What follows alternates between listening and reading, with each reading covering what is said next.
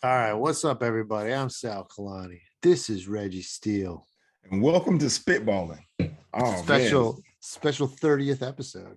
Yes, sir. The big 3-0. We made it. Yay. Yeah, we did it. We did it. We did it. We did it. Episode a week for 30 weeks. That's right. Uh-huh. We bad. Uh-huh. Uh-huh. That's right. Uh-huh. All right, okay, dude. That You're went like a on for a little little cheer bit. group. Is that our song? You should do the song, man. Dude, that We went should on just for have way you too long. singing over a beat. Really? We want to Like get a listeners. cheerleader. We want listeners. If I start singing, that's the best way to lose listeners. Even the people who are listening now, like, nah, Reg. Nah, they'll live to laugh. They'll listen to laugh at you. So they won't be laughing with me. They'll be laughing at me. Listeners are listeners. But you get the laugh, right? So Who we got today, Reg? Oh man, I'm super excited about today. Today, our guest is Chad Daniels. I met Chad years ago, had the opportunity to work with him. I saw him before I worked with him and was a fan of him the first time I saw him, and then to have the opportunity to work with him after that on several different occasions and then hang out and just kind of get to know him. Really great guy, super funny, smart, and he's kind of done things his own way in the world of comedy in relation to, where it's happening. We'll He's like in rural Minnesota. Hey, we'll talk about that. We'll talk about that. But and yeah, I see he has one of the most downloaded comics of all time. He says he's almost got 1 billion downloads. Dude, that's what I'm talking about. This dude is legit, man. So I'm super excited, man. It's one of the few comics I've never met. Like, I know of him. I remember his album Dad Chaniels because I thought that was a cool name. Yeah. But looking forward to it. All right, so should we let him in? Yes, sir. Let's do it. First off, before we go, let's just do this. Hey guys, we'd like to welcome a good friend of mine and comedian and nationally touring headliner, superb guy, and one of the most downloaded comedians in streaming history. Please welcome Chad Daniels. There he is. There he is. Hey, everybody. I was panicking. I heard my intro starting and I was like, I have to unmute it. I have to start my video. Nice. So much stuff going on. So we did it. We got it. Here we are. Real quick, let me just do this off the gate. Chad, I'd like to introduce you to my boy Sal. Sal, what's up? This is Chad Daniels. How are you?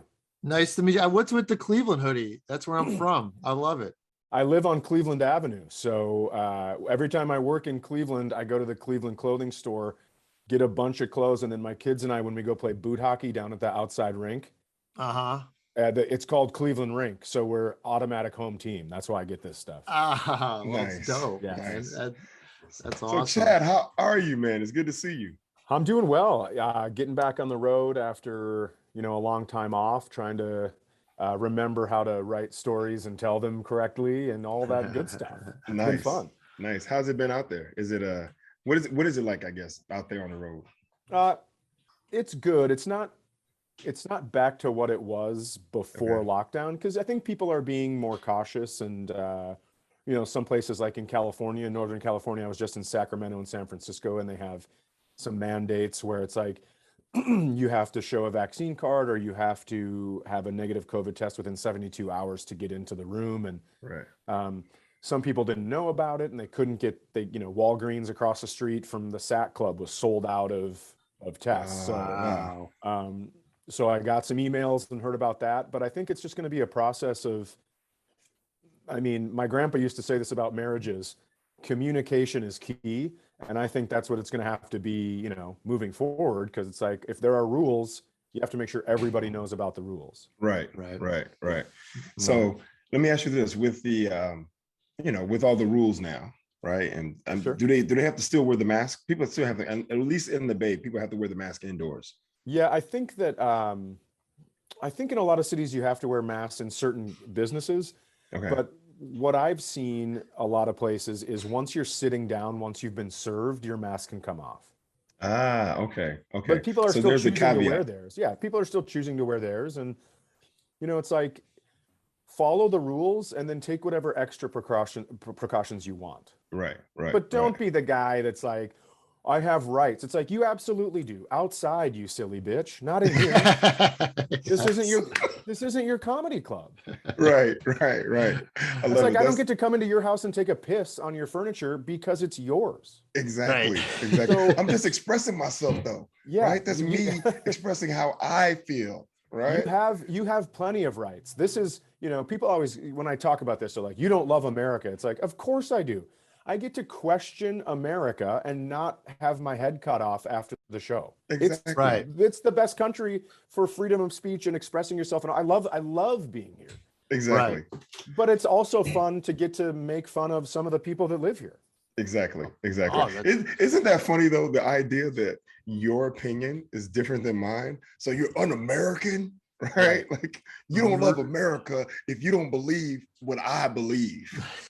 Right? Yeah, I think people have two different ideas. Well, I mean, not two. There are a million different ideas of what being American is. And I think I don't know. I think using your rights and that kind of stuff is very American. I think using your right to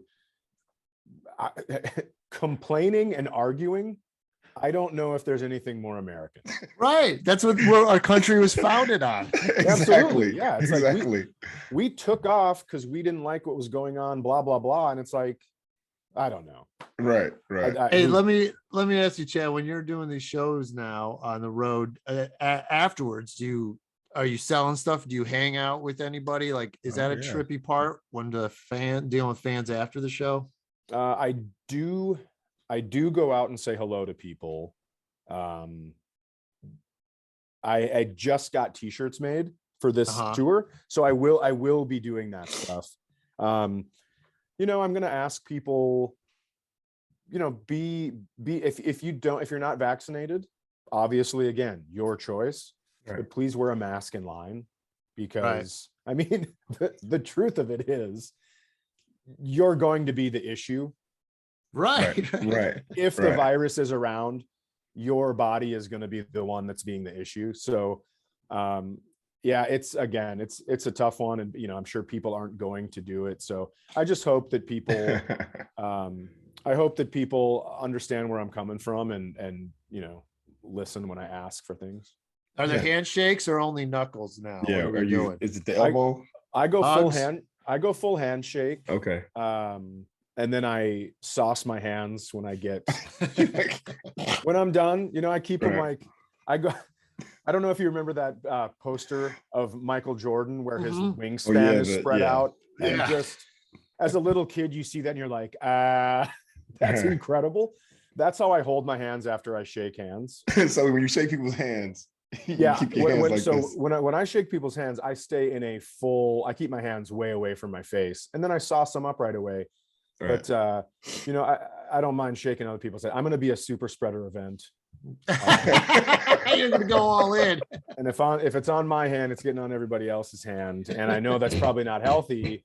But it's also like I encourage people to get the vaccine. Okay. And you also probably encourage people not to shake their hands and then rub their face. Like, hey, it's nice to meet you. It is so crazy. Just the stuff that goes on. I saw a lady on an airplane leave the bathroom, and then moments later so you can hear the flush in the airplane bathroom. So you hear the flush. She comes out way too soon. So there was no hand washing. No hand washing. And then it was picking her teeth, and I'm just like, you know what? Good for you. Wait, hold up. Good for you. Where were you flying to or from? Where someone came out the bathroom and was like, it's like, I don't need my mask. Are you Canadian? From Minneapolis to Fargo, North Dakota. So it's wow. Okay. Okay. I got a lot of friends in Fargo, but the deeper you get into North Dakota, the more tooth picking happens. And that's do what you want to do. I've picked my teeth before as well. Yeah, I pick mine too. I just don't make a habit of walking out of the bathroom and going right to it. On a plane during a pandemic. I don't want to be the guy who's like, douche. So things went well in there. I have a rule where after I shit and don't wash my hands, I like to count to 30 before I pick my teeth. Oh man, that's great. That's great. Man, Chad, man, it's so good to see you, man. This is awesome. Good to see you. It's been a while. So, and I love to hear that you're back out on the road and kind of getting things back. I know it's not normal just yet, but let me ask you this: with the audiences and not being able to see, well, no, because you said when people are eating, how does it feel not being able to see the faces or the smiles? Right, you can still hear it, but is there a difference with not seeing the smiling faces, you know? No, I actually prefer it because then I can tell myself they're smiling under the mask. If they Okay. don't have a mask and they're not smiling, I go completely mental. There you go. Okay. You know, I've tried my hardest to get better at that over the years. Right. But if I can hear an entire room laughing and I can see a couple people not smiling, it's like, what are we doing here? Right. And I immediately I can feel my brain tense up. Like I can actually feel it start to swell. And so I'm like, oh no, here we go. So tell me, what is that about? I mean, because you know, comedians, I mean, all comedians. I've been in rooms where guys have destroyed the room, smoldering, right? It's a disaster zone. And there's the one guy who's sitting in the corner. Yeah. And they walk off stage, you go, man, that's great. And they go, yeah, but that guy, what do you think that's about? I don't know what that is, but it is definitely in the DNA of comedy. I mean, whatever part of your brain that's broken that made you start comedy also hate seeing one person not laughing. It's all part of it. I mean, I heard this story once about a comedian, very famous comedian, and he was doing a show and there was an older man in the front row. It was a big theater show. Just killed. Old guy in the front row, wasn't laughing. So at the end of the show, he goes, I'd like to thank everybody for coming out tonight except you. And he pointed at the old guy and he goes, fuck you for coming out here and being in the front row and not smiling. So guy goes into the dressing room, and then about 15 minutes later, there's a knock at the door. And it's like, hey, you know, Mr. So-and-so, I know the name, but Mr. So-and-so, someone wanted to see you. And it's this younger woman. And he goes, oh, you want to come in? And she comes in and thinking she's a fan, but she goes, I just wanted to let you know that my father is a huge fan of yours, but he's hard of hearing, but he still wanted to be here to support you. So he spent money on front row seats to come support you. And you broke an old man's heart tonight. I know, brutal, right? Oh man. So I think of that story every single time before. So I don't call anybody out individually anymore. I'll say something like, uh-oh, there's a couple in here that's not very happy or something, but I will never point someone out specifically because I don't know what's going on in their life. I have no clue what their day was like. And while I don't think going to a comedy show to fix your life is a great idea. I'm not going to call you out for trying it. Not, at least not specifically. You know, sometimes I'll bring up percentages. I'll be like, oh, only 96% of people are having fun in here, but that's okay because I only need 92% to hit my bonus. Like silly stuff like that. And then people start thinking like, well, what side am I on? What side do I want to be on? I better get my shit together. Okay. Psychology. Little trick of the trade. Sure. Little trick of the trade. I like that. It's like great advice for now on. Whenever I see someone in the crowd not laughing, I'll just think they're probably hard of hearing. Well, Sal has a joke similar to that where he talks about a person. There was laughing. A woman and she wasn't laughing in the front row. And then I talked to her afterwards and she's like, oh, very funny. I'm like, yeah, but you weren't even laughing. And she's like, well, I have Bell's palsy, which means half my face is paralyzed, so I can't smile or laugh. And personally, I mean, I don't know what you guys are doing, but I've never had that experience. So no, what I do is honestly, I learned a long time ago that I just don't look at them. I legitimately will just change my line of sight, and I find the people who are smiling and laughing, and I just focus on them. And the people who aren't engaged or who aren't enjoying it, or at least perceived to not be enjoying it, I legitimately have a block. Like they just don't even exist in a way. So well, a lot of people don't know this about Reggie, but his bit about collecting pennies and bringing them to the bank actually has cured Bell's palsy.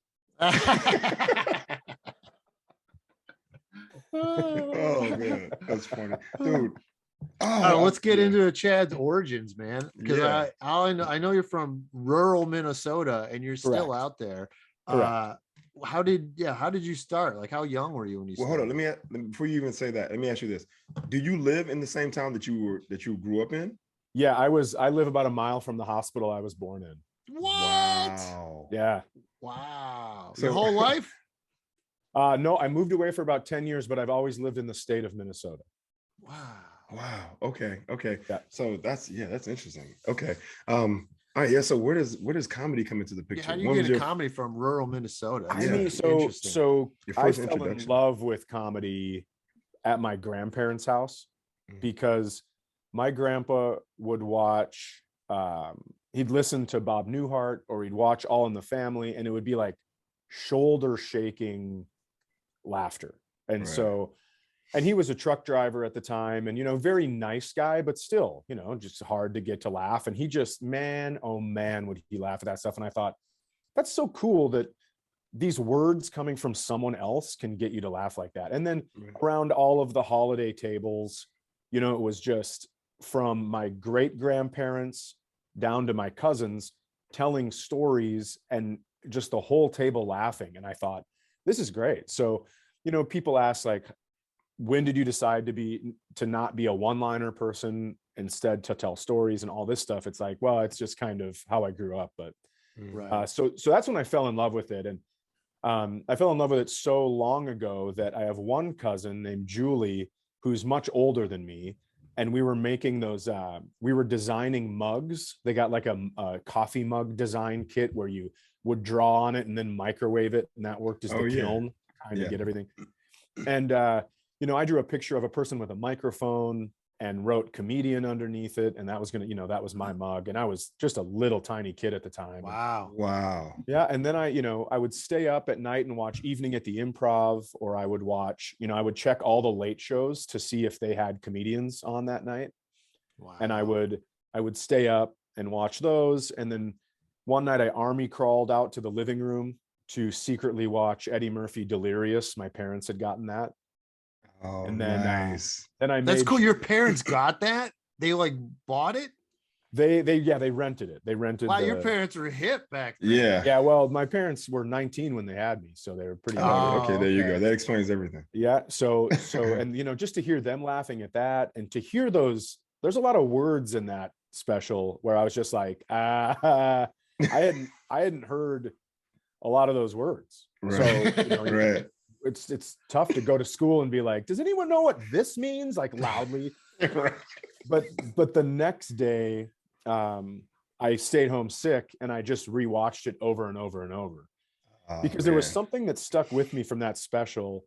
He said, I'm a 22-year-old kid working in DC in this theater. And I was just like, that blew my mind, because it was right. It was like, my parents were older than that, and they were watching and laughing. And there was a youthful element to it where it's like, oh, you can control a bunch of stuff before you're 40 years old. Right. And that really stuck out to me. And I was like, that's really neat. So I had been a fan forever. And then I emceed homecoming coronation, and I was part of the skits, and I would always be up. I gave the high school graduation speech, and, you know, all that stuff. So I was ready to go. And then my friends just finally signed me up for an open mic when I lived in Minneapolis, and that was good. Good to go. How'd you get the confidence in high school to even do that stuff yet? I just really loved it. I mean, I was always the Wow. guy that would, you know, like when we had a bonfire, I'd stand up and I would make fun of the teachers, or, you know, whatever. So I was always kind of the entertainment, because I mean, this is like probably some shit I need to talk about in therapy, but I hung out with a very attractive bunch of guys, right? Okay. And so Kind of like now. yes, exactly. I like this podcast. That's Yeah, why I'm exactly. hogging the conversation here too. So if I had to, you know, try to get a girl's attention, it was through being funny. Because Oh, if she was just going to pick based on looks, it was like, fuck, great. I'm going home alone again. So right. instead, while they were kind of making the rounds, like anytime I'd go out to the bar with my friends, it was like they'd get the girls over, and then my sense of humor would keep them there. And Wow. then they would Nice. still go home with my friends, which is annoying. But now I just send them pictures of when I'm on vacation or doing something cool with comedy, and I'm just like, remember when you got gonorrhea from that girl? Look where I am. Look at the beach behind me, you son of a bitch. Oh man, awesome. That's a funny training. Yeah, it is. Yeah, it's a weird genesis, that's for sure. So so it's safe to say your first earliest influences. Oh wait, just for the record, I gotta say, on Delirious, I think the 10 minutes about his family, the barbecue. I mean, not the barbecue, but just the family. That 10 minutes or whatever it is, that is arguably, like, I would say the 10 fun, not the funniest, but like right there at the top 10 of the funniest segments of comedy, easily. Yeah, easily. So is it safe to say that your earliest influences, I mean, do you think that Bob Hope, listening to that stuff, influences your comedy? Bob Newhart. I mean, I'm sorry, Bob Newhart.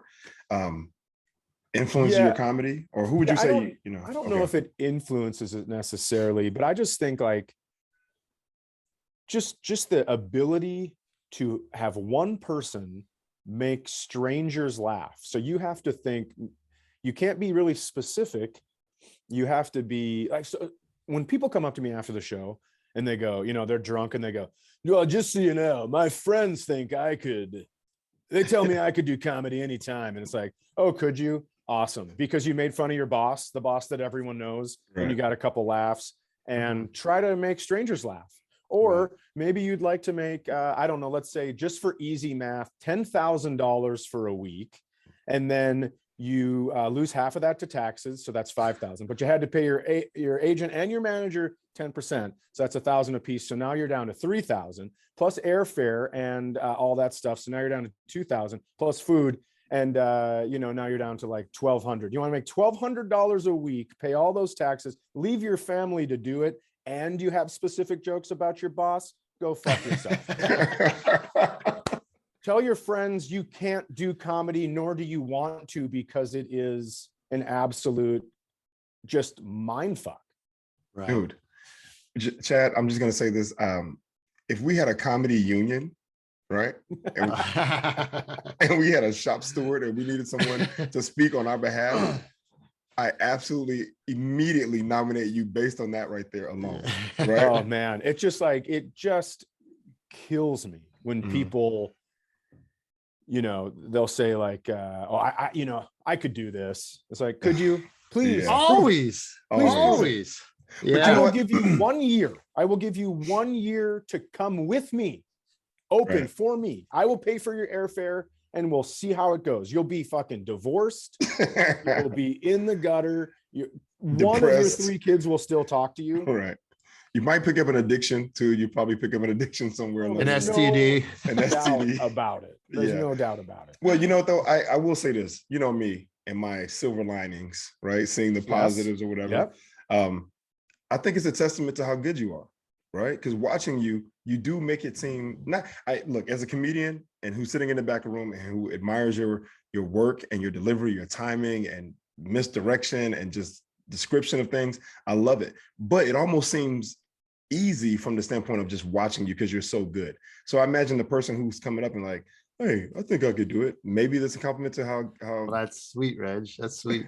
Well, dude, that is very sweet, and I appreciate that. And I'm actually going to start using that instead of yelling at them and telling them about the math stuff, right? Because that gets a little aggressive. So instead, I'm just going to go, you only think that because I'm amazing. Or if you don't believe that, talk to my friend Reggie. Exactly. Well, I was going to say, you could just bring me with you. And then I'll just say it for you, right? When they say, I'm like, you only think that because he's amazing, right? I know Michael Jordan makes it look easy to jump from the free throw line. Not so easy, right? So it's funny though. Comedy's like the one art though. Like if someone goes to a museum, they see a Picasso, they're not going, "Oh, I could do that." I mean, I guess they do with some abstract work, but with comedy, there's always someone every show in the audience who thinks they could do it. Yeah. I think it is that comfortability around your friends where you are talking about a common issue that you have with the friends. Right. And I get it, but I'll tell you this. I have a friend named Adam who works I worked drywall with him growing up, and now he owns the drywall company, but he is one of the funniest human beings I've ever met in my life. Oh, wow. Wow. Do I think he could do comedy? I don't know if he'd want to get up on stage and travel and stuff, but I think he is funny enough to do it. Absolutely. Yeah. Really? I mean, strangers. He's so incredibly funny.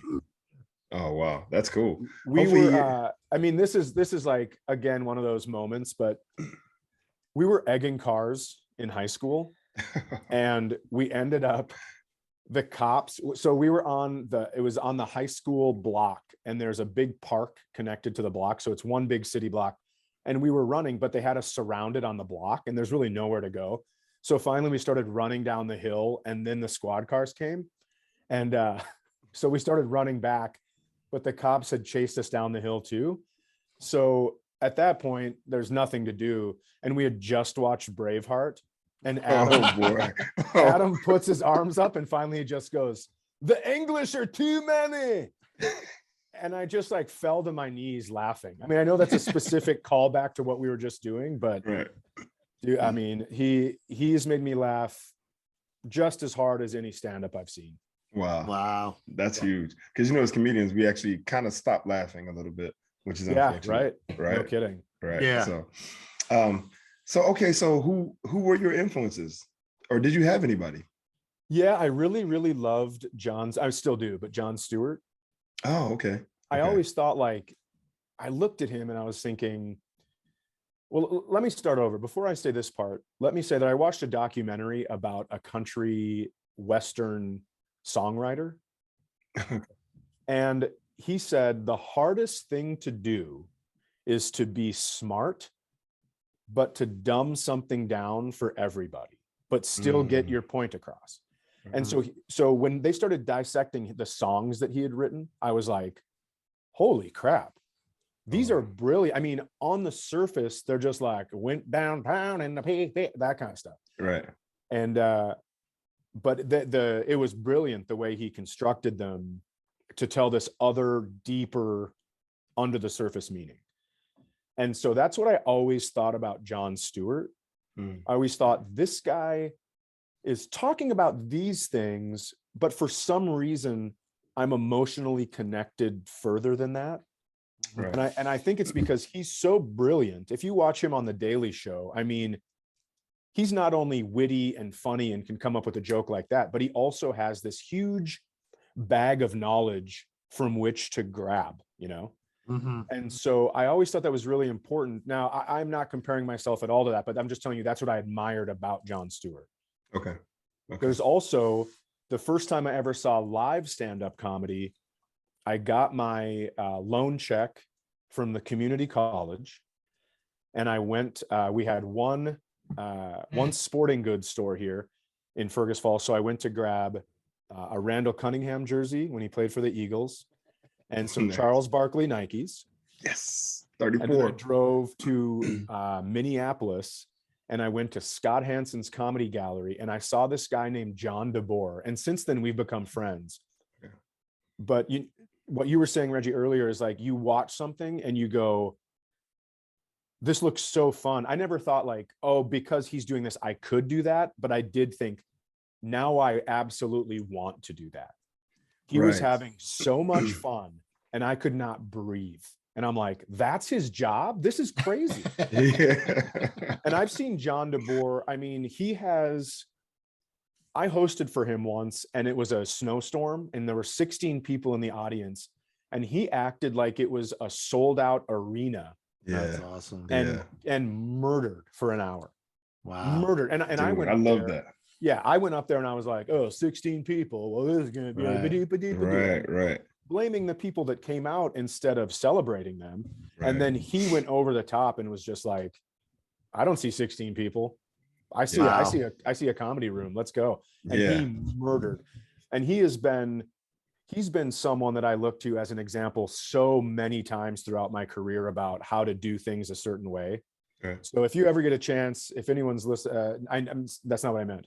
If anyone, it's okay. That's a legitimate statement. No. What I meant was, if anyone listening gets a chance to see John DeBoer, I would jump on it.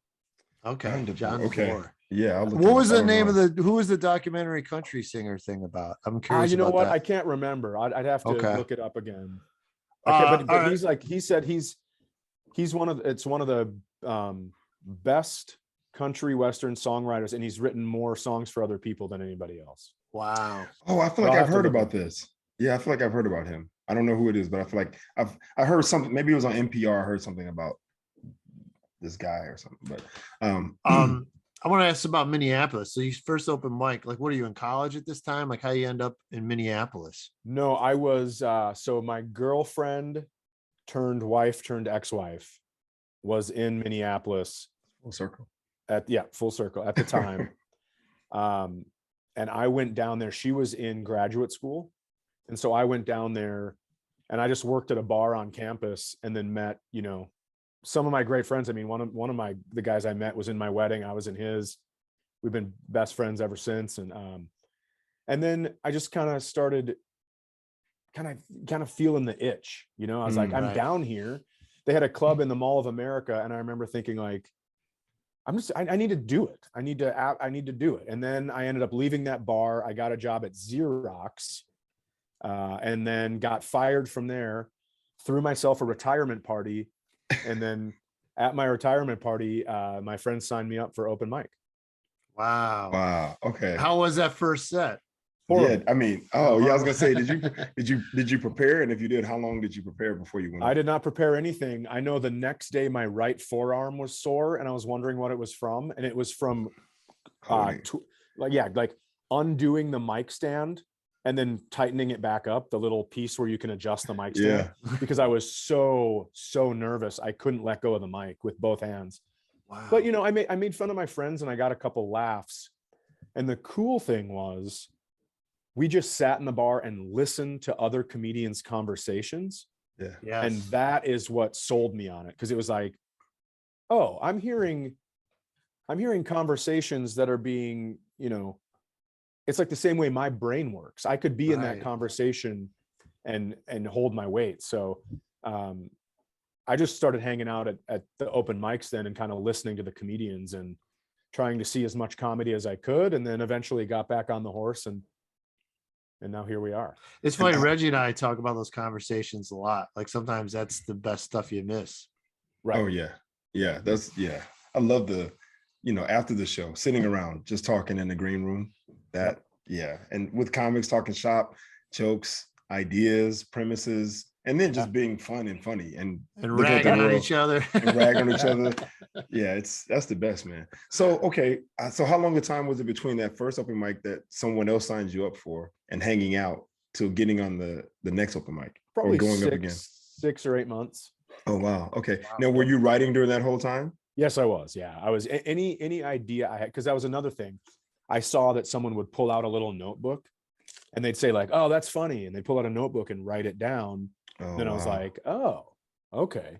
So whatever's happening in my life that is funny, write that down and see if you can make a joke out of it. And so I tried, and I was in the Acme, which is a comedy club in Minneapolis, their funniest person in the Twin Cities contest. And I took 3rd place 2 years in a row. And I was like, what's up? I guess it's over. I guess I'm ready. I'm ready. I love it. I love this pose right here. This is my favorite pose. The third place kid. That's it. The 3rd place kid. Like that's on your resume. Came in 3rd twice. Twice. Oh, that's kind of like 2nd. Way more than twice, because every contest I was ever in, so whether it was for Comedy Central or whatever, the closest I ever got to winning was 3rd place. Never even first runner up. Always 3rd place. One time I was in their Laugh Riots competition in Los Angeles, and I do very well in LA. Just kidding. There were 10 comedians in the contest, and they reluctantly gave me 10th place. Because they were like, listen, we'd love to give him 11th, but mathematically it doesn't make sense. It was so bad. Oh man, that's awesome. That's awesome. Who's some comics you came up with in Minnesota? Pete Lee, you might know. Oh yeah. I came up with Pete Lee. We started together. Isaac Whitty, John Evans, very, very funny. I mean, just so funny. Kevin Williams is a guy, he doesn't do stand-up anymore, but it started with him. Great friend of mine, but out of the game. There's just so many people. There's Tim Harmston, Mary Mack. I'll throw Paul LeCamp in there for sure.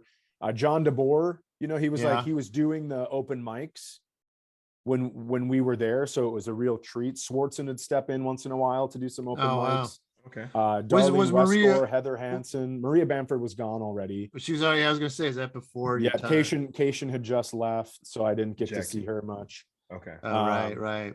Dude, Jackie Cation, I've said this before, but if I could wave a wand and make one person world famous so everyone could know who they were, it would be her.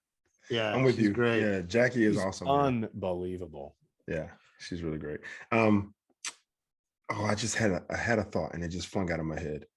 Oh, okay. So from the open mics, when do you go from the open mics to working the clubs, and what happens at that point? You know, what was the transition? Well, 6 months into doing the open mics, I got asked by someone else that was doing the open mics, but was working in Grand Forks, North Dakota as the house MC, which is probably 4.5, 5 hours from Minneapolis. It's where the University of North Dakota is. So there was a big entertainment complex there where there was a sports bar, a bunch of ballrooms for parties. There was an acoustic music room called the Peanut Parlor. There was Al's Pasta Bar. And then there was a comedy club. So this guy, Brett, was doing stand-up he was house emceeing at the comedy club. And the deal was you had to find your own replacement. It was Shannon McLaughlin, Chad DeBrule. Those guys are so funny. And then Brett ended up doing it, Brett Allen. And then he asked me to go up and audition to be the next house MC there. And I was like, I don't know. I mean, it's in North Dakota. Can they get any good comedians? And then my audition week was Mitch Hedberg. Shit. Oh, dude. So he had just gotten his $500,000 development deal from Fox at Just for Laughs in Montreal. And he drove up, and you know those blue sunglasses that he got famous for wearing? Mm-hmm. He got them at a truck stop on the way to Grand Forks that trip. Wow. And that's cool. So he showed up, and I didn't know who he was, but I was like, oh, you know, here's something that's crazy. So the first time I did that competition at Acme, I did not even get third place. I was out the first round. But the headliner that night was so cool and hip, and we couldn't remember his name, but we went to Denny's the next morning and had breakfast, and we were all doing his bits, and it was Hedberg. But I had no idea. I couldn't remember. Wow. So then I get to see him, I get to audition. That's my audition week. And he kind of took me under his wing, and it was awesome. I mean, he brought I guess it was a boombox, still considered a boombox. It had a CD player, but also had the cassette thing that opened. Yeah. And the cassette thing is where he kept his weed, I remember. And then he had the new Hole album, Celebrity Skin, and the new Wyclef Jean album. The Carnival. Carnival. Yeah. And so he was playing Gone Till November on a loop. And so I'm telling you guys, song. He left town. I went back to Minneapolis, immediately bought a boombox, Celebrity Skin, Carnival, and a little tiny bit of weed to put in the cassette thing. I was like, this is how I live my life now. And here's the thing. I'm not good at smoking weed. It makes me pretty paranoid pretty quickly. Right. So I didn't even smoke that weed. My room smelled like weed. And I remember one time another comic came in and he goes, do you have weed in here? And I'm like, yeah. And he goes, can I have some? And I was like, oh, thank God you can have all of it. Like, I'm not going to use it. So I don't need to be awesome. In an 8x8 motel room with like wagon wheel decorations high by myself. So please take it. So that was the first taste of North Dakota that I got. And I was like, I'm in. And so then I went up there and I house emceed for 6 months. I met So many amazing headliners. That's actually where that John DeBoer story takes place of the 16 people. Okay. So I met, Ian Bagg came through. Oh, we've had him on. We've had him on here. Yeah. He's one of our guests. I'm gonna miss a lot of people, but Ian Bagg came on, came up. BT was there. Oh, BT's my dude. I love BT. Yeah, he's so funny, and he's so energetic, dude. Yeah, the dude's okay. He's fantastic. And the reason I bring up those two specifically, there were so many more and so many more helpful people, but the reason I bring up those two specifically is then when I was done, they both called me and asked me to go on the road with them. Oh, wow, that's huge. So that's kind cool. of the transition there. It was like, right. For people listening, it's kind of like you MC a club, you're the first person at a club, but then when you're at a one-nighter at a bar, you're the second person. So you might not quite have a half hour, but you have to figure it out. And then once you become the second person in a club, then you become the closing act at the bar, and you might not have 45, but again, you have to figure it out. So it's like this, it's like you go to the good clubs and you do how much time you have for sure, because you need to represent yourself. Right. And then you go to the one-nighters and you're like, well, everybody's drinking. Let's just try to have fun and flush some stuff out. And that's kind of like this sounds lame, but comedy gym. That's where you go, right. Try to get better, try to get stronger as a headliner or, whatever. So that was kind of the process. And then finally I just started getting, so the guy that booked the comedy club at the Mall of America booked 3 other clubs. He booked Austin, Tulsa, Oklahoma, and San Antonio. And once you showed that you were strong enough at the Mall of America club as a Minneapolis guy, then he would send you to the other clubs and vice versa. We got a lot of acts from Austin coming up. And so that was great because you'd meet these people from Austin and then you'd go down to Austin and you'd have built-in friends. Oh, wow. So it was like a slick deal. But I worked Tulsa one time and there was a guy named John Morgan. He's from Louisiana, Baton Rouge, Louisiana. And they call him the Ragin' Cajun. And dude he rips the stage. I mean, wow. It was crazy. I was watching people, I'd never seen that many people at once, like adults that looked like they had their shit together, holding their sides and like slapping tables. So then we ended up getting along. He liked me and he made a couple calls. He made some very important calls to club bookers around the country. And he said, book this guy without sending any stuff, just book him sight unseen. Wow. So after that week, I know, it's so helpful. I still think about him a lot because after that week, my calendar was full. Wow. And I had a little kid. I had a little kid. Oh, wow. So it's like, I gotta do this. I can't be waiting around for a break. I have to get out there and just start going and getting better until either there's nowhere else to go and I have to call it quits, or I get asked to come back in a different spot for more money. So yeah, I mean, have I worked hard? Yes. But have I had a ton of help? Without question. I mean, I'd be a fool to deny that. Well, I didn't know this, but you and I have a very similar story in the sense of Ian Bagg. Okay. I met Ian Bagg in 2008. And I was still opening at the San Francisco Punchline at that point. And Molly had called me and asked, she had 2 weeks available. And she asked me which one I wanted. And the first headliner I had actually worked with before and knew him. And then the second one was Ian, I didn't know. So I was like, I don't know this guy. Let's work with someone new. And I worked with Ian and we had a great week together. It was fun. And then after that, he was like, dude, let's do this. And we ended up going back east. We ended up going to Germany, to Canada. So he invited me to work with him on the road to some degree. That's great. So yeah, man, it's pretty cool that that's a similar. I'm curious of how you have never had to leave Minnesota. Yeah, I was going to say. Well, I think it's that. I think it's the fact that I had a lot of help. There's a lot of road work in the Midwest. So, there's times I'd be driving 18 hours in a day to get to a gig. And then Saturday night, I would get in my car after the show and I would drive back. So I would try to be home at least to have breakfast with my son on Sunday. So, people are like, you look older than you are. It's like, no shit. I didn't sleep on a Saturday for 3 years. Right. But going back to Bagg, just quickly, Bag got me my first manager. Wow. So much stuff. But I remember I worked with him. He came to Grand Forks, North Dakota on New Year's Eve, 1999. So Y2K. Oh, wow. And I was like, hey, why did you come here? And I go, it's weird to get you, because I had seen him on Dr. Katz. I had seen him on Comedy Central.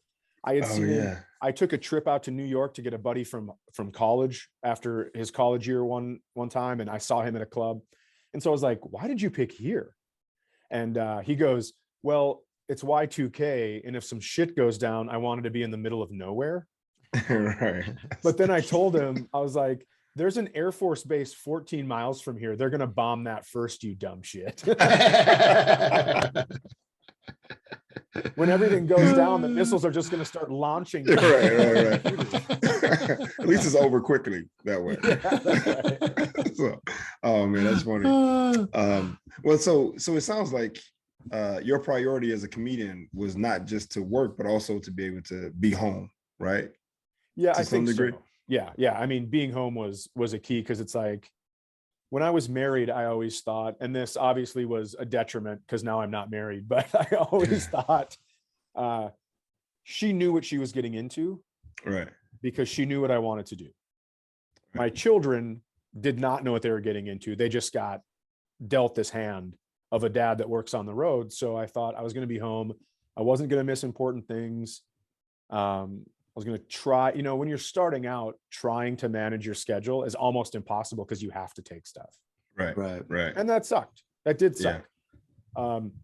And this is going to sound really cheesy, but I mean it, that when people ask me, how did you get away with not leaving Minnesota? Right. It was my ex-wife. I mean, the support that she gave me and the confidence she had in me she was working full-time, raising 2 kids, and I was out on the road, working, but also there was so much fuckery going on. Right. With I'd call her and she's like, oh, the kids are both sick and blah, blah. What'd you do? And I didn't have the heart to tell her, like, oh, I went to the movie this afternoon by myself. Yeah. It was awesome. Yeah. It was awesome. I mean, that's what I mean by fuckery, by the way. I'm old and boring, so going to the movie to me is fuckery. But so she allowed all that to happen. And so without that, there's no chance I'm doing comedy still. No way. When young people ask me, hey, how do you do it from a town that isn't LA or New York? It's like, well, you have to meet someone in 6th grade that has faith in you. Have you done that yet? Oh, that's awesome. Yeah. Well, let me ask you this. So did you ever feel the tug of New York and LA? Like, was there a point where it's like, or even the tug of either New York or LA, and also just that tug of like wanting to be a star, like, wanting to be famous and kind of going to that next level? Absolutely. Yeah. I felt the tug of Los Angeles more than New York. Okay. We actually, I had an agency. It rhymes with APA. Actually, it sounds just like that. But this is a long time ago. Everybody's cycled through. It's a whole new agency now, but I'm talking about before. They called me out and they said, come out for a month, just rent a house and come out for a month and see what we can do for you. Now, this was an agency that when I would fly out there for a week, I'd have 10 auditions, right? Oh, wow. And then I went out there for a month and I had 1 audition. Oh. And so I was like, what is this? First of all, I don't like being stuck in this traffic. Right. I don't want my kids being raised out here. I like everybody being closer to family. So at that point, we were living an hour south of Minneapolis. And when we got back, I was like, let's just move. So my ex-wife is a professor, but I was like, if you're willing to take a job at a community college, we could move back to our hometown. And then she was like, yeah, I'll look. And it was like, what they were looking for was basically her resume without her name on it. I mean, it was perfect. Oh, wow. So then we moved back here, and I just decided, I don't know. I mean, I really, really like how things have turned out. Right. There are times where, because I have the biggest thing for my career was Pandora. Yeah. Okay. We're gonna get to that, but go ahead. Yeah. So people listen to me more than they see me. And so there are times I can be in a line in the comedy because I'm not like, I don't want to rush past the line. Right. And then get to the door guy and have him go ID. And it's like, oh, damn it. It's me. I'm working. So I just wait in line. That's funny, by the way. That's funny. And there are times where the people around me will be doing my bits. And it's like, oh, this is adorable. And they have no idea I'm right behind them. Wow. Oh, dude, that works. Okay. That's awesome, by the way. Most comics would love to just saunter past the line and get up to the front and be like, it was me. Oh, come on in, Mr. Steele, right? Yeah. The thing that's funny for me is a thing that I enjoy about that too sometimes, never about waiting in line, is that being in line, and as a large Black man, you sometimes get that thing of like, okay, wow, this is uncomfortable, right? And then at the end of the show, it's like, give it up for Reggie Steele. It's like, oh yeah, hey, that's that guy that was in line. Yeah, that's me, right? So, but why didn't you smile? Your smile is so inviting. I gotta walk around like this. So that's funny, Chad. You actually wait in line with the people. Sure.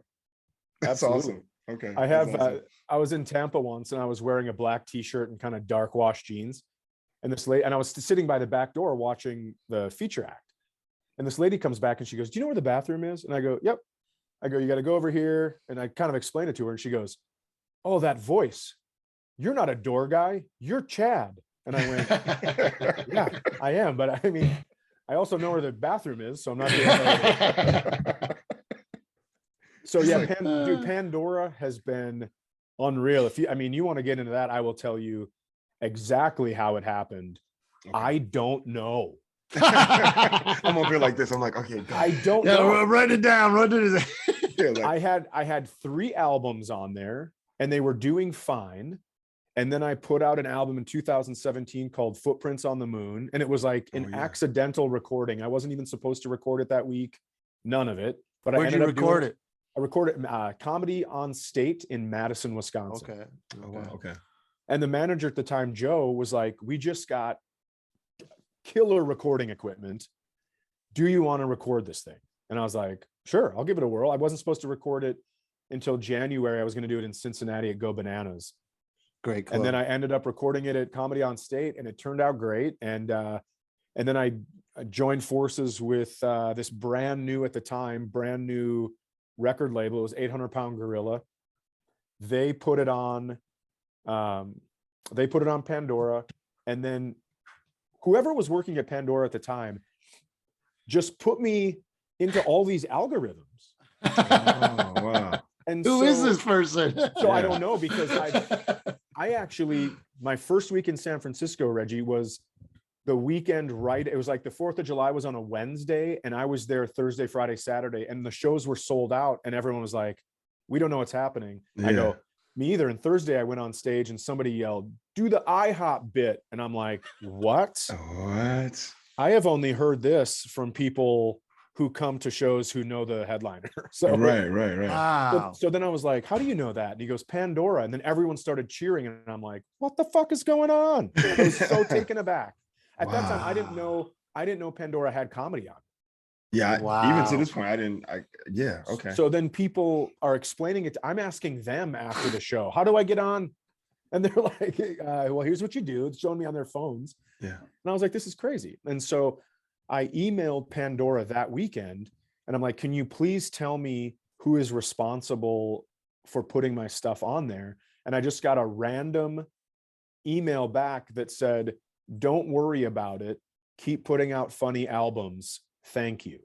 And that was all I got back. That sounds like some mafioso type stuff. That's like some Squid Game shit. Really, like just keep doing the thing. Then I find out later on my mom's deathbed. She's like, I run Pandora. Her last words.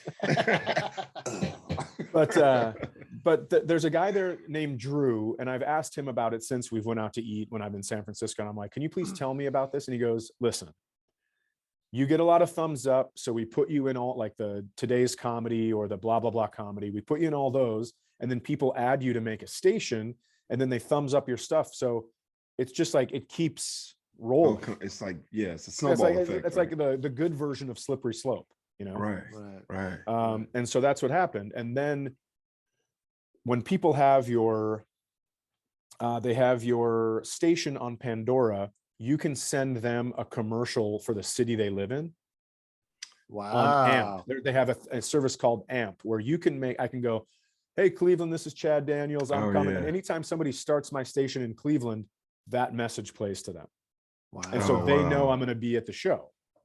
And so it just keeps going. So anytime I sell something, any sort of merch or anything, I also have beer coasters with the picture of my latest album on it. And on the back, it says, start a Chad Daniels station on Pandora. Because if they do, then you can reach them the next time. Right. So the key to being successful on Pandora is to just be funny. Really? I have no idea. Yeah, I think if you be funny, you got to be funny and get those thumbs up. Because if you're getting the thumbs down, they're not making a station. Right? Well, it's weird because most of the emails I get off my website, I'm lucky those people aren't on Pandora because it is a whole lot of thumbs down.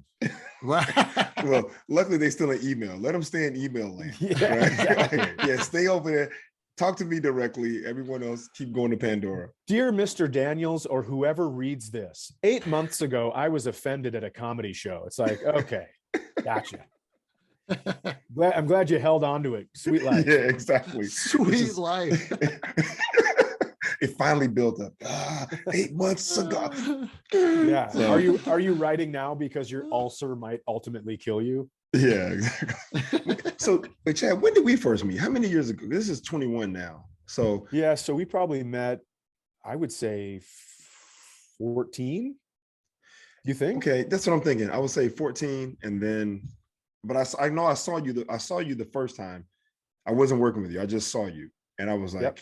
oh yeah, that was it for me. I was like, this dude is hilarious. And then I was fortunate enough, I think we worked together at Rooster T Feathers, and then in San Francisco. Wow, man, and so when did Pandora come out? Because I feel like the Pandora thing happened after we met. 2017. I don't know. Yeah, it came out.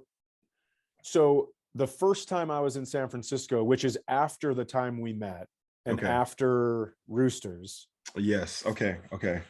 Then that's when I saw those numbers after the 4th of July weekend where everyone couldn't explain it. Right. Neither could I. Right. Funny. Right. Yeah. Because I want to say I was there, or either I was. I think you were there too. Yeah, I was there. Yeah.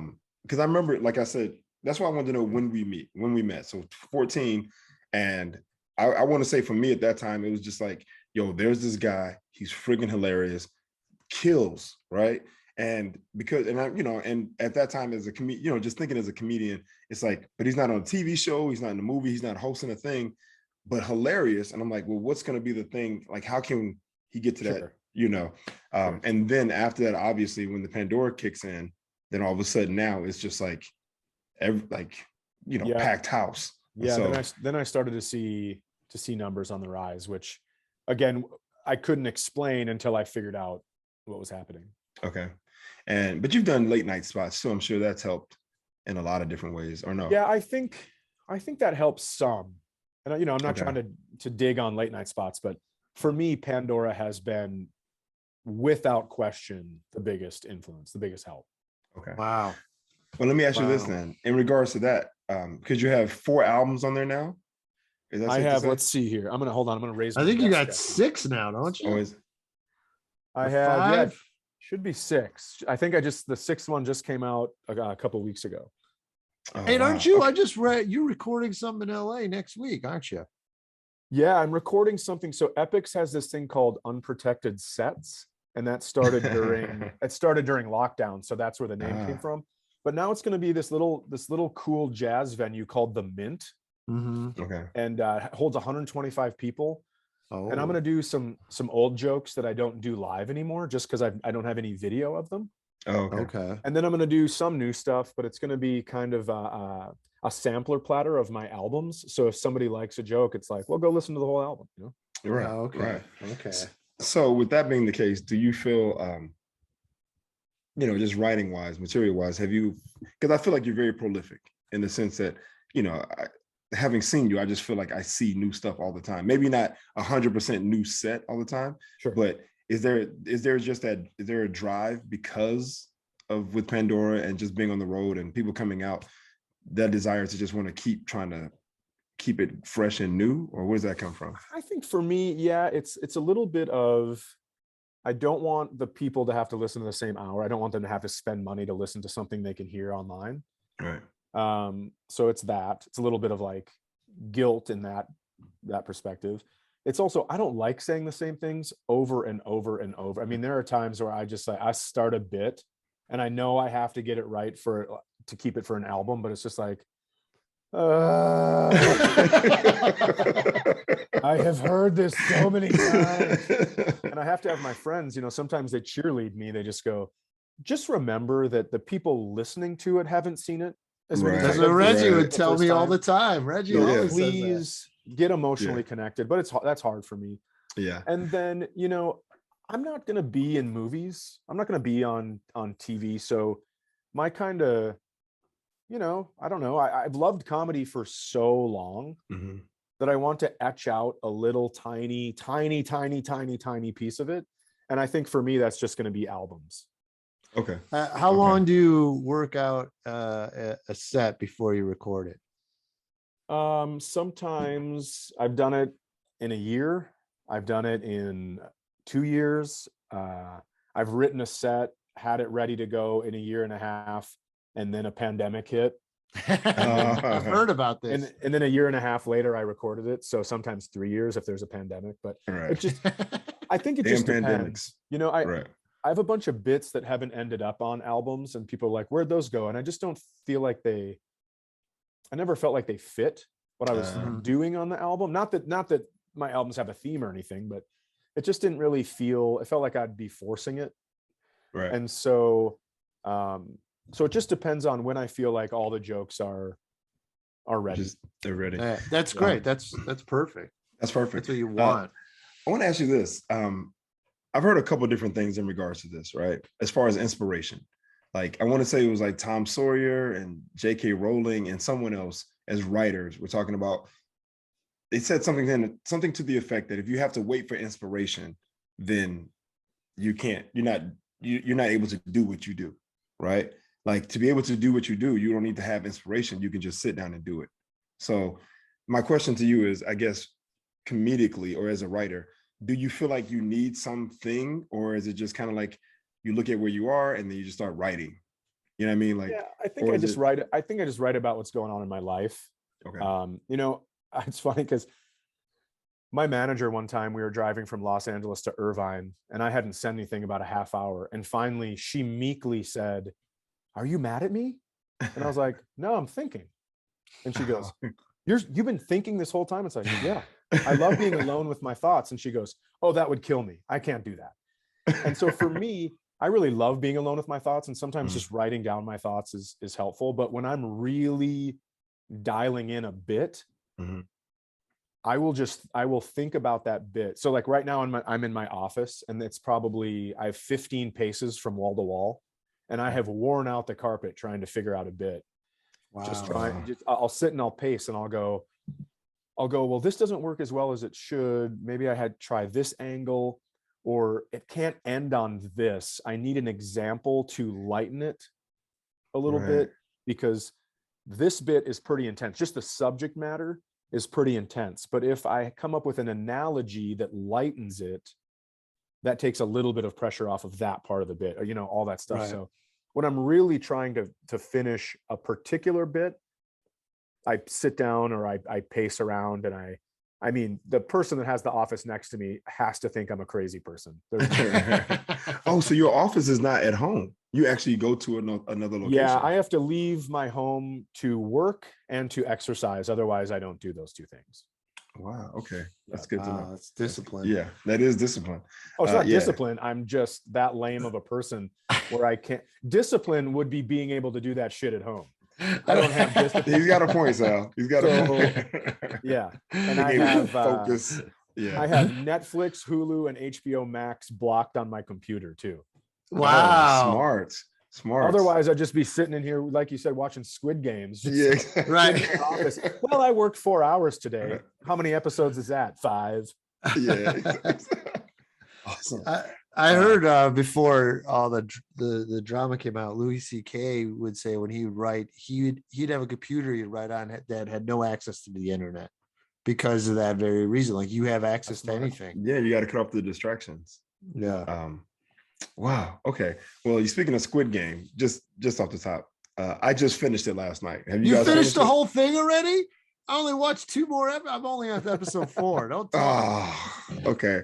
Have you seen the chat? Well, first of all, has Sal ever sounded more like a spouse? I know, right? In his life? We were watching it together. I can't believe you. Yes. You finished it. You don't love me. You don't love me. That's true. I got hurt right there.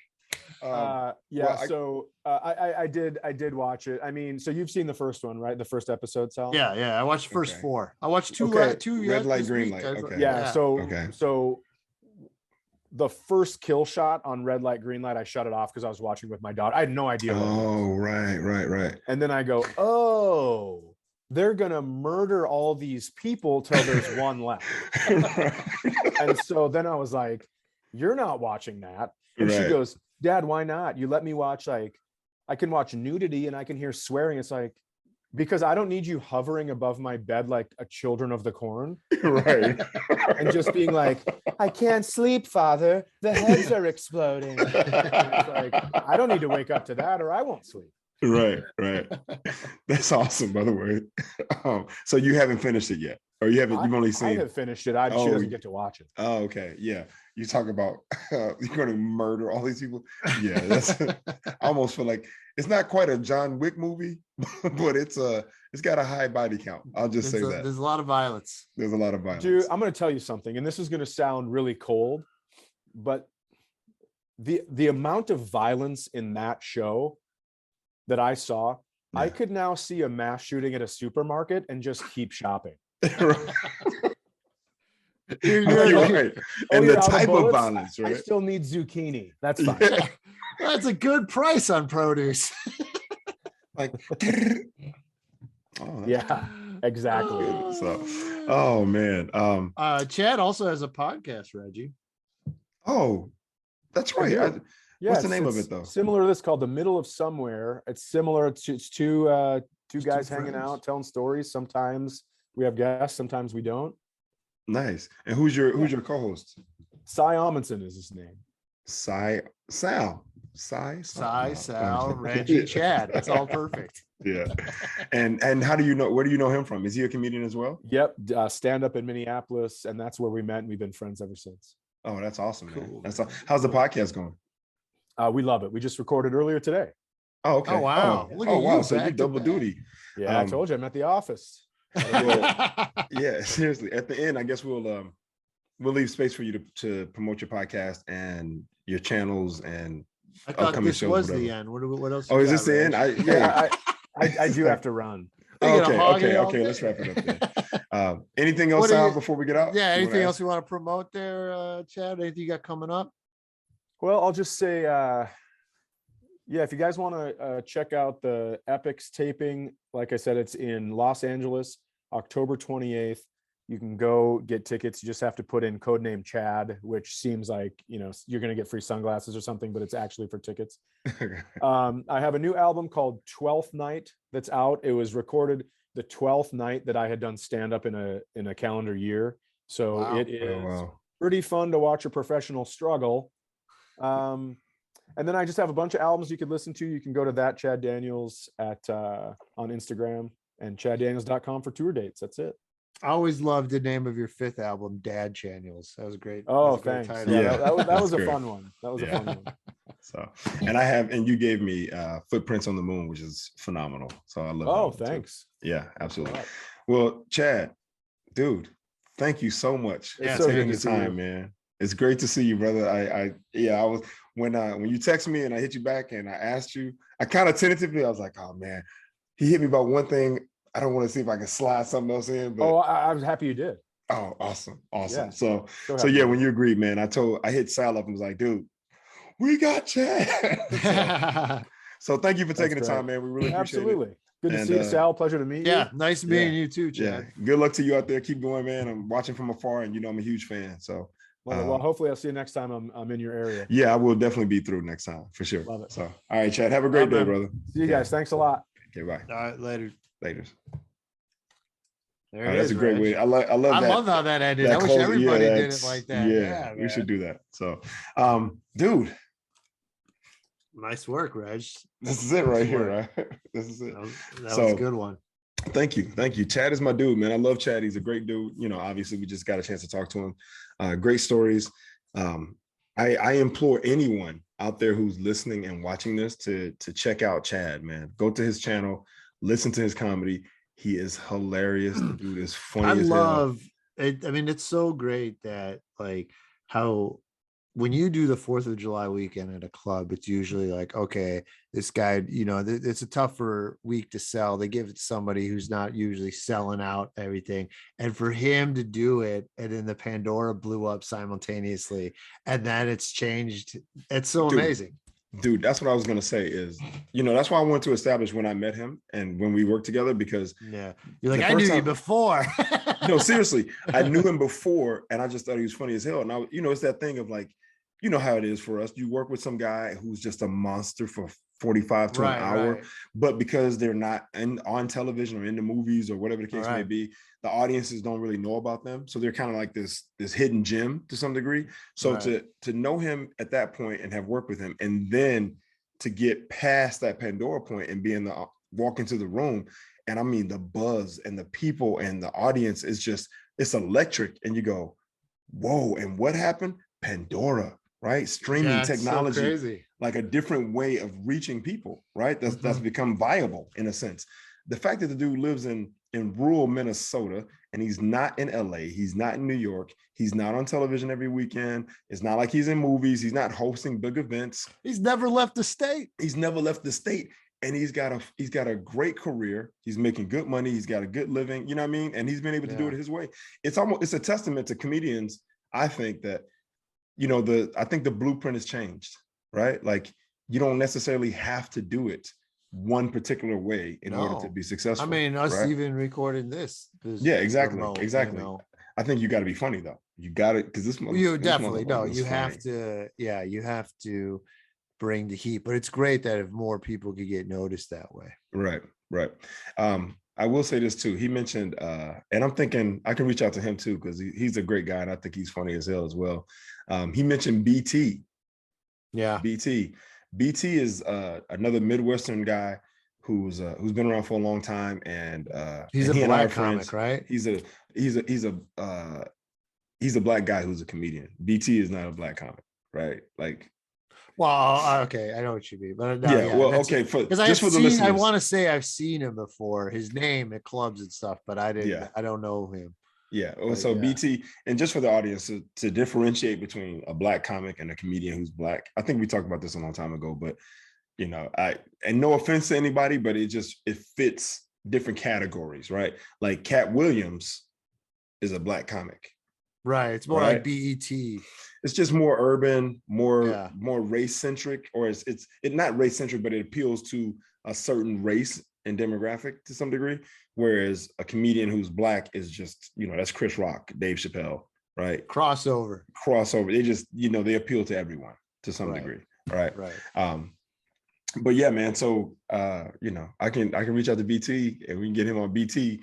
Dude, that dude is funny and just high energy, smart, and just he's into like motorcycles and fast cars and NASCAR and all kind of stuff, man. Yo, BT is. I don't know about NASCAR as much as like motocross is the motorcycles, right? Right. That's pretty cool. The motorcycles. Yeah, I mean he on some Eli stuff of just like I mean Eli's the one who got me into the motocross, not the dirt ones, but like the paved motorcycle on the paved. The high speed. I mean, and what's cool about those, they're only like 45 minutes long. That's it? It's a quick race. It's under an Okay. hour usually, Right. and there's always accidents though, which could be kind of crazy. Anything could happen, but it's Right. fast as hell, man. Okay. Well, I got to say this too before we get out of here. I realized, and I want to say it was like brought to my attention that last week in talking about Dave and the closer, apparently I gave up some spoilers, or gave up some jokes, and you hadn't seen it yet. I know, but I'm like talking to a comedian, like I get it, right? Like you and I can have that conversation and I can tell you a joke or two and you go, okay. And then when you watch it, it's not going to necessarily, but for people who are listeing on the outside. Well, yo, man, who's listening to us before watching the closer? I mean, what are you doing? Listen. Yeah, I mean, what are you doing?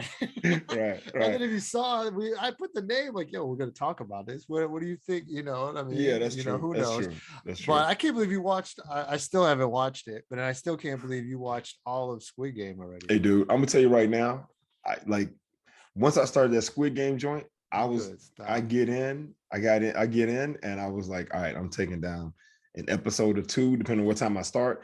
And I finished it last night, and I started the last episode. No joke. I started the last episode last night at 11:57. And I was like, oh man, it's gonna take me to 1 a.m. So you're sitting there by yourself watching it. Yeah, dude. I was like, I'm all in on this joint right now. I gotta see how it ends. So I do love how I will say I was like episode 3 was the one I watched. I mean, I don't want to ruin anything. Should I even mention the game? But where they're, I'll just say no, I'll say tug of war. And the way they end, you're like, oh, what's good? And you're like, it goes right through the credits. The way they black out the credits, I was like, all right, I respect that. I respect that. I'll have to come right back. It's funny now, these shows is just like one elongated movie. Yes, that's happening, right? Yeah, like it's funny. It is funny. It's good though. It's definitely sucked me in. I enjoyed Squid Game. Hopefully by the time we can talk about it next, at least we'll be able to talk more about it. We'll see. Yeah. Okay. All right. Okay. But it's cool, man. I dig it. Yeah, it's interesting. It's interesting. Yeah. I mean, it's kind of I don't need to know anymore, Reg. That's it. You ain't got to tell me what's going to happen. You're right. Well, no, I wasn't going to talk about the show. I don't even want to know the feeling. Okay. You're right. Sign us out, Reg. It's time to go. Are you sure you don't have anything else? You want to cover anything before we go? No, dude, what? Is there something you acting like I know something, man? No, man, all Chad's fans are like, these fuckers should just end this already. All right, I will just say this last thing and I'll go. The NBA season is about to start. Oh, yeah, it starts tonight. It starts tonight. Officially, the 360, dude. 360's coming. Bron, Russell, and Anthony Davis. Their numbers, 360. Oh, is that what it is? 3? Oh, nice. Yeah, because LeBron went back to 6. Okay, I like that. So, just for the record, I'm excited about this season. I'm excited just to see what happens with the Lakers and LeBron, and then with Brooklyn. And I'm not so much worried about Milwaukee. Brooklyn blown it. They got that idiot Kyrie, flat Earth and Kyrie over there. Hey man, you cannot. Unbelievable. Yo, you can't disparage that man for his beliefs. Right? They're inaccurate beliefs. Well, I don't see. That's the thing. I don't know what he believes. I just know that he has a stance in regards. I know he's screwing over his teammates. Yeah, but he's, But hey, look, what's going to happen then? Does he come back? Is he going to be all fresh in the playoffs? Then he finally does it. That's not fair either. Yeah, that's not fair either. But if someone has a belief, right? If they believe something, despite how crazy or far-fetched it is it a real belief if just enough people say, yo, just do this? Like, I mean, Kyrie has not been to the Eastern Conference Finals, has he, since he left LeBron? No, I mean, he's had a rough go of it. He left Cleveland, went to the Boston, Celtics, went to Boston, Brooklyn, didn't play, and then played the next year, and then didn't fit in well. And then it's so early still. Brooklyn. I'm still into football. I was just watching the Browns, man. Browns are playing this week on Thursday night. The Browns are actually doing okay this year, huh?